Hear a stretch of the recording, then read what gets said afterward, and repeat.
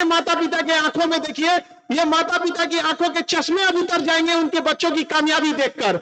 वो दिन लेके आइए यहाँ पर। आज की जो जीत है वो यहाँ बैठे माता पिता की जीत है। इन्होंने बचपन से उंगलियां पकड़ के चलना सिखाया था, ABCD लिखना सिखाया था। यहाँ जितने हमको भी याद है कि जो छोटे थे तो मम्मी आटा से A बनाती थी, B बना के C बना के ऐसे सिखाती थी। आज देखिए यहाँ पे बच्चे लोग कामयाब हो गए, कितनी खुशी लगती होगी यहाँ पर। और सबसे पहले हम धन्यवाद देते हैं हमारी जो इंटरव्यू टीम के पैनल लोग रहे थे, बहुत गाइडेंस किया, आप सब लोग का तहे दिल से धन्यवाद। और क्या गाइडेंस प्रोग्राम चलाए, पूरा बच्चों का इतना कॉन्फिडेंस आया। और हमको ये बताने में बड़ा खुशी हो रही है कि जो इंटरव्यू में सबसे अच्छा रैंक आया था, सबसे अच्छा नंबर लाया था, वो यही के और आप ही लोग के पैनल का इंटरव्यू में दिया हुआ बच्चा कैंडिडेट था यहाँ पे। वो आए भी होंगे इस बैच में। हम आप लोगों से कुछ कहना जरूर चाहेंगे। देखिए, स्टूडेंट लाइफ बड़ा कसमकस की जिंदगी होती है। स्टूडेंट लाइफ में बहुत तकलीफें होती हैं, कोई ऐसा नहीं है स्टूडेंट जिसकी लाइफ में तकलीफ नहीं है। लेकिन अगर वही फीमेल देख लेते हैं तो उसको सोसाइटी का भी प्रेशर ज्यादा हो जाता है, अजीब टाइप की चीज हो जाती है। लेकिन हम सारी महिलाओं को एक ही बात कहते हैं कि आप गहनों से नहीं, कामयाबी से सज जाइए, वो सुंदरता कभी खत्म नहीं होगी। यहाँ पर समाज के लिए आप समाज को कभी सेटिस्फाई नहीं कर सकते हैं। समाज हर उस लड़की से डरता है, समाज हर उस लड़की से डरता है जो अपने हक और अधिकार की मांग करती है, अपने हक और अधिकार के लिए पढ़ाई करती है। लेकिन उस सब से लड़ते हुए आप लोगों को आगे बढ़ते रहना है। अपनी आवाज जरूर उठाइएगा। याद रखिएगा, पानी के बाहर मछली जब तड़पती है ना, कोई उसके तड़प को नहीं जान सकता है। जानते हैं क्यों? क्योंकि मछलियां बोल नहीं सकती है, इसलिए उसके तकलीफ को कोई नहीं समझता है। याद रखिएगा, माँ भी बच्चे को दूध तब तक नहीं पिलाती है जब तक वो बच्चा रोता नहीं है। इसलिए अपना अधिकार मांगना सीखिए। भगत सिंह ने भी अपना अधिकार मांगा था, झांसी की रानी ने भी अपना अधिकार छीन कर लिया था।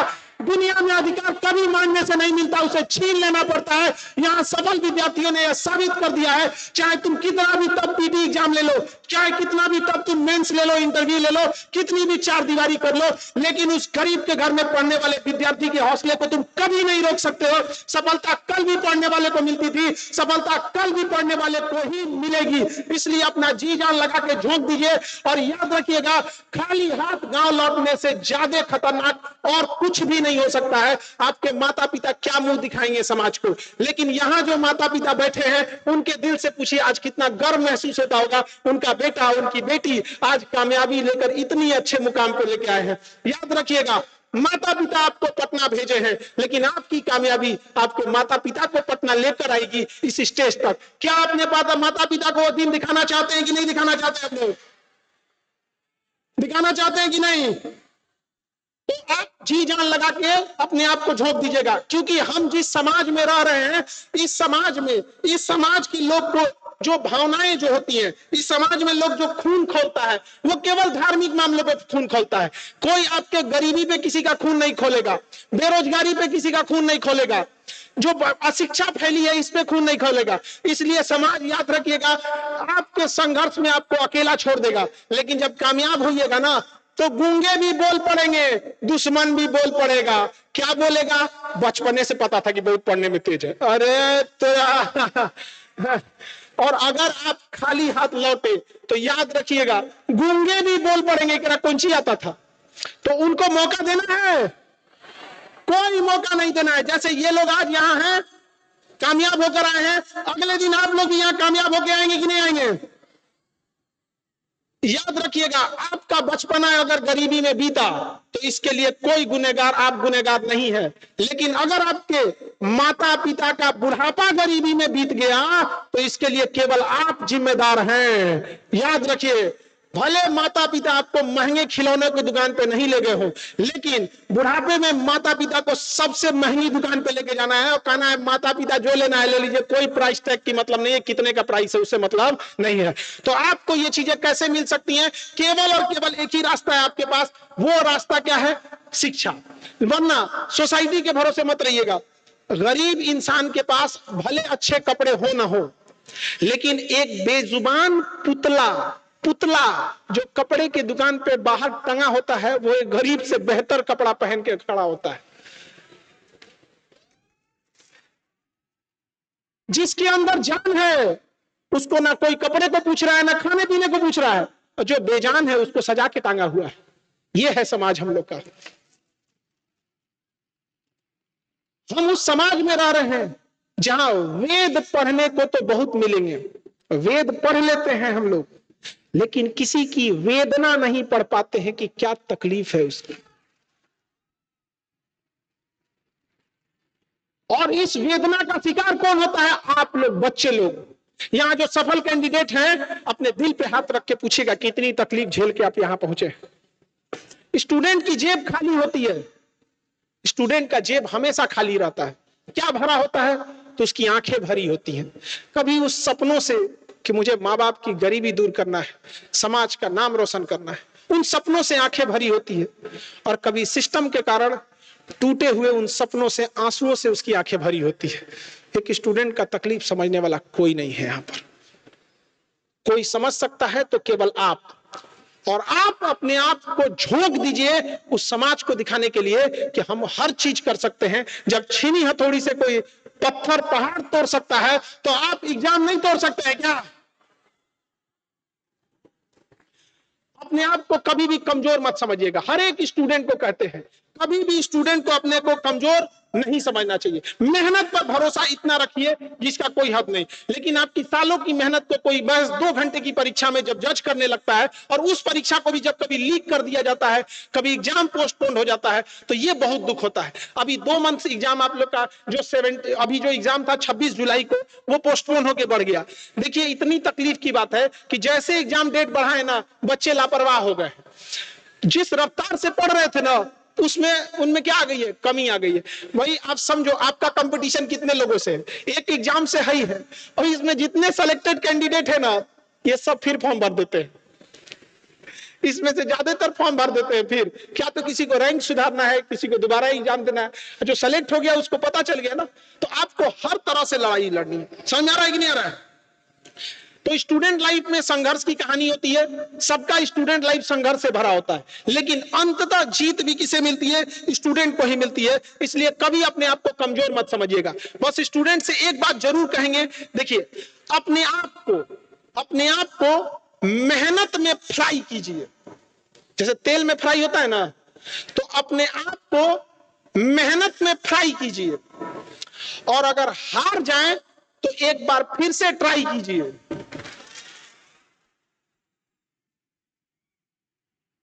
और अपने अंदर के कॉन्फिडेंस लेवल को हाई कीजिए। सफलता एक दिन में नहीं मिलती है, लेकिन एक दिन जरूर मिलती है। इसलिए अपने आप को कभी कमजोर समझने की कोशिश नहीं करना है। इतने बच्चे आए हैं आज, चूंकि आज का दिन हमारे लिए नहीं, आज का दिन जो कैंडिडेट सफल हो गए हैं, आज का दिन उनके लिए है। तो आज हम ज्यादा नहीं बोलते हैं, पहले उनको स्टेज पे लाएंगे कि जो लोग आप लोग को सफल हुए। इसमें बहुत सारे बच्चे ऑनलाइन जुड़े, बहुत सारे बच्चे ऑफलाइन जुड़े, कुछ बच्चे टेस्ट सीरीज रैंकर्स में जुड़े, बहुत सारे ऐसे बच्चे हैं जो हम लोग के पास जो बोर्ड मेंबर थे, उनके अनुभव से लेके इंटरव्यू गाइडेंस प्रोग्राम से जुड़े थे। उन सारे बच्चों का स्वागत करते हैं हम यहाँ पर। और अभी तो कुछ ऐसे भी बच्चे मिले, अभी एक सिवान की मिली लड़की, बताइए सर, वो जो आपका लीक वीडियोज आ जाते थे ऑनलाइन, जो फ्री रह जाता था, उससे पढ़ लिए और नोट्स बना के सेल्फ स्टडी किए। ऐसे बच्चों को सैल्यूट करते हैं, क्योंकि there is no any substitute of self study. उनका कहना था कि अभी उनको भी स्टेज पे लाएंगे कि जब वो 6 साल की थी, शायद 6 क्लास में, आई थिंक 6 साल या 6 क्लास में थी, तो उनके फादर दुनिया से चले गए थे। तो कितना स्ट्रगल रहा होगा। तो ऐसे सोचिए, पढ़ने वाले कहीं से पढ़ लेते हैं, और नहीं पढ़ने वाले आप उनको ताजमहल में रख दीजिएगा, नहीं पढ़ पाएंगे। और इनका तकलीफ जानते हैं, माँ बाप को बहुत होता है। तो अपने माँ बाप को, आंखों को अधूरा मत छोड़िएगा। याद रखिए, क्या कहिएगा जब आप यहां से खाली लौटिएगा? तो कोई जवाब है आपके पास? कोई जवाब नहीं है।